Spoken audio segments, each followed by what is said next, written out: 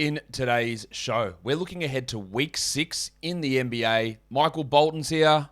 Thanks, Josh. It's Michael Bolton here, and it's time for another episode of the Locked On Fantasy Basketball Podcast. Let's get to it. Let's get to it, indeed.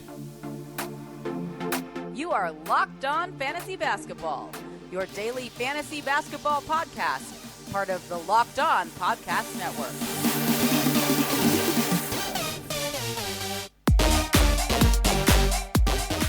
Hello and welcome to the Locked On Fantasy Basketball Podcast, brought to you by Basketball Monster. My name is Josh Lloyd and I am the lead fantasy analyst at basketballmonster.com and at Yahoo Sports Australia, and you can find me on Twitter, as always, at redrock_bball and on Instagram at Locked On Fantasy Basketball. Thank you for making Locked On Fantasy Basketball your first listen every day. We are free and available on all platforms. We are just about heading into week 6 in the NBA. So we're going to take a look at the week 6 schedule, how it breaks down, what we can do. It is Thanksgiving week, so we're going to talk about the impact that has in fantasy basketball. So let's talk about it right now. And we'll start by looking at how the game plays out, or how the week plays out. Over half of the teams in the league play 16 games. The Hawks, the Kings, they don't play 16 games. That's not true. Over half of the teams, 16 of them, play 4 games this week. That is more accurate. The Hawks, the Kings, the Jazz, the Wizards, the Celtics, the Lakers, the Bulls, the Hornets, the Suns, the Wolves, the Bucks, the Pacers, the Magic, the Grizzlies, the Pistons, and the Pelicans all play 4 games this week. 16 teams play 4 games. 12 teams play 3.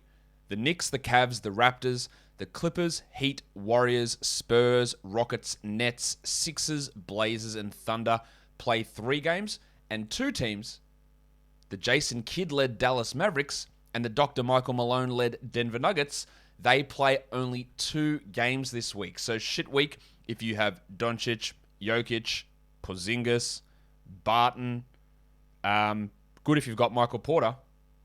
Gives him a little bit of time to recover without missing too many games. So the week is not great for Jalen Brunson, Tim Hardaway, those sort of players. So if you do have those fringy sort of guys, maybe like a Hardaway, maybe it is like a Monty Morris that you picked up, or you're holding Bones Highland, the big stiffy.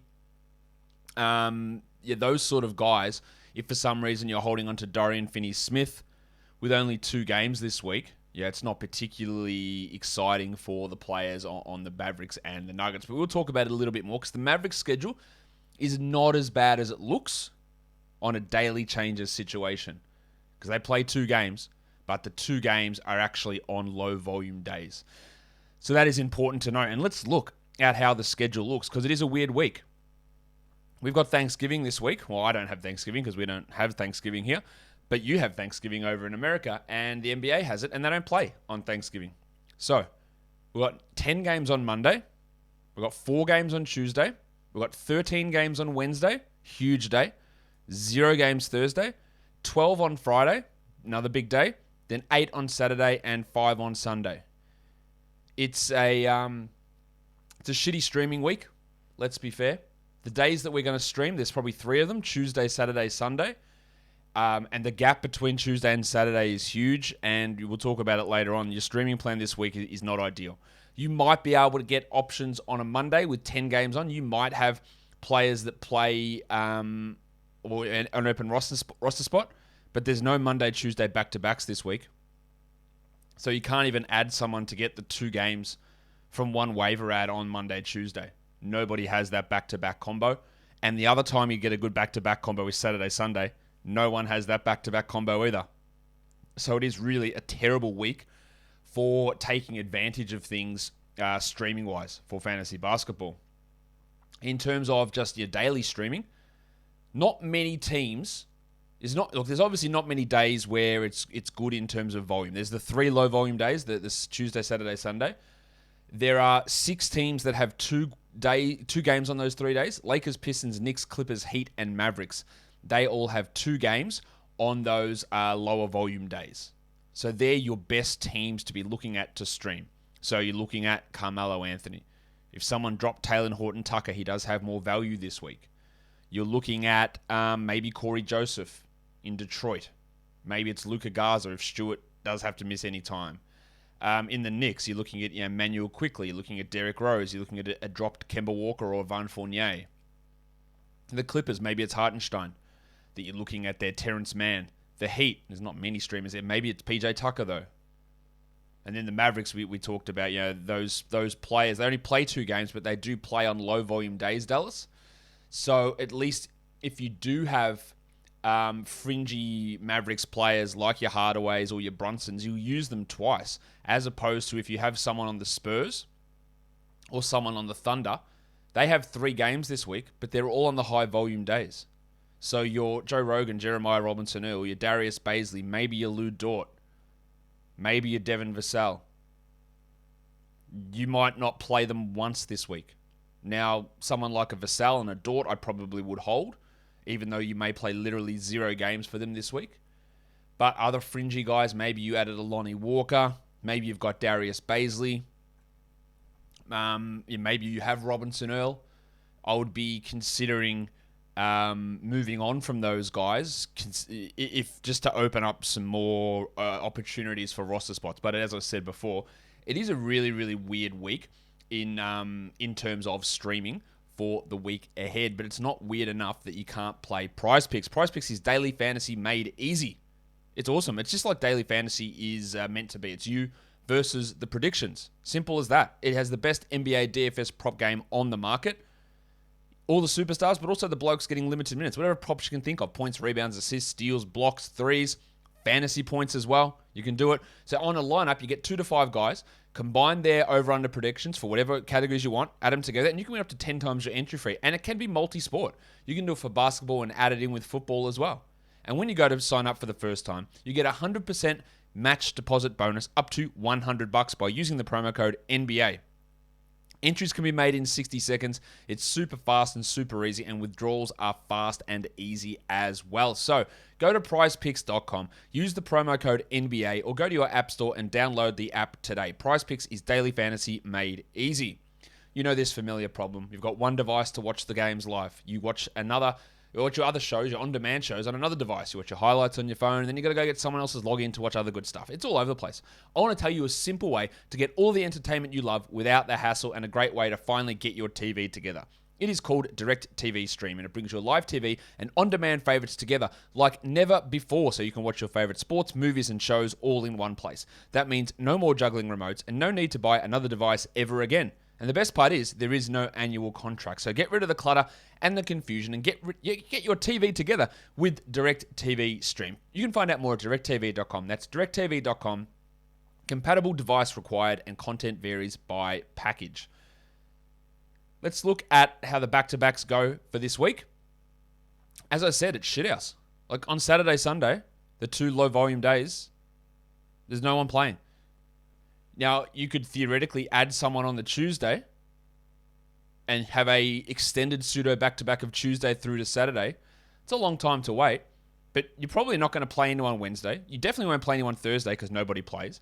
And then you probably won't have an active roster spot on Friday. So you could look at Tuesday, Saturday as legitimately the only usable back-to-back, because Monday, Tuesday doesn't have one.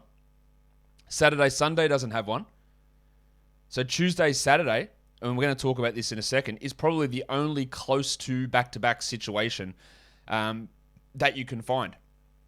So as I said, it is a terrible week for streaming, right? The only way to look at things to get 2 for the price of 1s is by adding a Knicks player, a Heat player, or a Mavericks player on Tuesday, and then they play Tuesday and they play Saturday. All right, you can get a 2 for 1 that way. Otherwise, it's just about attacking guys for the categories you need and getting 1 for 1s. So maybe use one of your ads on the Tuesday, Saturday. You might have 2 streamable roster spots. You might have 1, I don't know. But realistically, all you can do with 1 roster spot this week is get 3 additional games using 2 waiver ads. That's all you can do. You can add a Knicks, Heat, or Mavericks player. Fournier, Walker, Robinson, Noel, Quickly, Rose, Burks, Tucker, Dunk Robinson, maybe Gabe Vincent, probably not. Timmy Hardaway, those sort of guys, Finney Smith, Powell. You can add those guys, get 2 games for the price of 1, Tuesday, Saturday, and then add a player from a different team on Sunday. That's really the only advantage you have. So if you are in a situation where you are at a gigantic games disadvantage this week, like look at your team versus your opponent, they play 40, you play 30, you can't actually catch up this week. So it might be one of those weeks where you go, well, I think I'm going to lose. There's actually physically not anything I can do to my team to improve my odds of winning this week. So maybe we accept that we're going to get the L this week, and let's plan for next week. Let's stash some blokes. Let's hold some guys who have schedules for better for next week. That's a hard thing to do, is to just say, well, I'm just not going to win this week. But if you are in a situation, literally, where it's 42 games versus 30 games, like, what are you going to do? You don't have the ability, unless you've got like 2 streaming spots, then maybe you can get 6 additional games through those 2 spots using 4 ads. It's not much, though. And your opponent's still going to be able to add extra games too. So if he's got a 10-game advantage, you add 6 games, maybe he adds 3. So what are you gaining? I'm not advocating that you necessarily do this, but it is a way to look at it. And I think it is, or I think there is some use in considering this, that it might be just a week, well, I'm going to stash a bloke who might come back in a week. Or I might look to a scenario where a player's going to maybe get more run. Or if they have a shit schedule this week, like the Spurs or the Thunder, where they don't play a quality game, I don't actually care because I'm all preparing for the week after. It is something to consider, I think. If we look at front and back loading for the week, no, these teams don't play any games on the weekend. Spurs, Blazers, Thunder, and Nuggets. No games on Saturday, Sunday. So if you are wanting to drop them to add players on those lower volume days, they're the teams. If you've got guys, Rob Covington, maybe Larry Nance, maybe it is Devin Vassell, probably wouldn't drop him. Maybe it's Derek White, who knows? Robinson Earl, Dort, Baisley, Morris for the Nuggets, Jeff Green if you held him. There is value in dropping those guys. And then to start the week, the Raptors and the Warriors don't play until Wednesday. So they miss those potential option days on Monday and Tuesday. Not saying that there's massive guys to drop there, but like a Chris Boucher, Precious Achiuwa, Ken Birch. The Warriors don't really have many of those players who are sort of fringy enough. But you could consider dropping them because they don't play for 2 days. And maybe add a Monday player if you've got an open roster spot, or add a Tuesday player.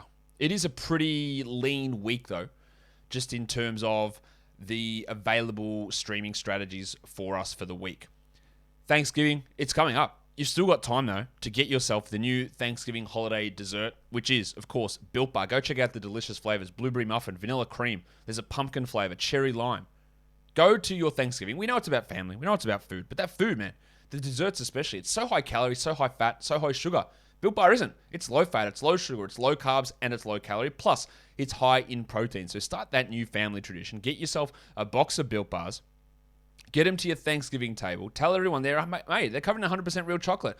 And some dickhead in Australia told me how good they are. And he's 100% right. That's what you have to say, of course. Because they taste delicious and they are going to be awesome on your belt buckle. We're all trying to keep ourselves in shape somewhat. I would hope, most of the time. And Built Bar can really, really help with that. So go to Built.com and use our promo code LOCKED15 to save 15% off of Built Bar, which is the best tasting protein bar ever. Let's look at some ads for weekly changes leagues now. These guys are available in over 50% of advanced leagues, so they should be available in a lot of your leagues. Jared Vanderbilt, a couple of Hawks players in Kevin Huerter and Cam Reddish. 4 games this week for those 3 players.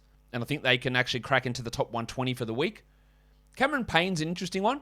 I'm not super sold on that, but given the distribution of games this week, the Suns play 4 games this week.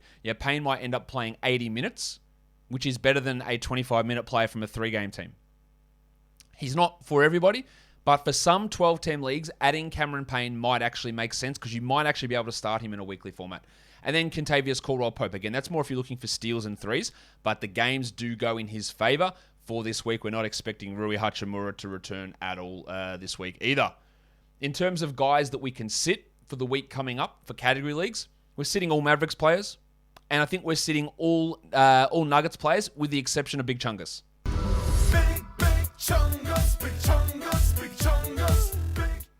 I think you can start 2 games of Nikola Jokic. I wouldn't start 2 games of Luka Doncic or Kristaps Porzingis, especially Doncic with his ankle problem, but I would start Jokic. You can sit Covington, Drummond, Kemba Walker. Knicks have 3 games. One's a back-to-back. You can sit Kemba. He'll play 2 probably. Mitch Robinson, Duncan Robinson. I think all those guys can be sat down this week.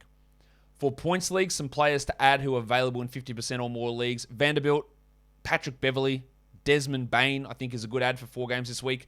Chimezi Metu, Cam Reddish, Kevin Huerter, and Patrick Connaughton, with the unlikely scenario of Brook Lopez playing this week. And then in terms of guys to sit for the week, again, we're sitting all of our Mavericks players. I think Doncic is on the borderline of a start in a points league. The only reason I'd be hesitant is I just don't know whether he's going to be healthy with his ankle. If he plays before next week on the ankle, then yes, he's a start. If all Nuggets get sat as well, apart from Jokic, Seth Curry, Mitch Robinson, Rob Covington, Kemba Walker are all points leagues sits as well. That will do it for today's show. Don't forget to follow this podcast on Apple Podcasts, Google Podcasts, Stitcher, Spotify, and on the Odyssey app. If you are here on YouTube, though, give me a subscribe, hit the notification bell, and leave your comments down below. Guys, we are done here. Thank you so much for listening, everyone. See ya.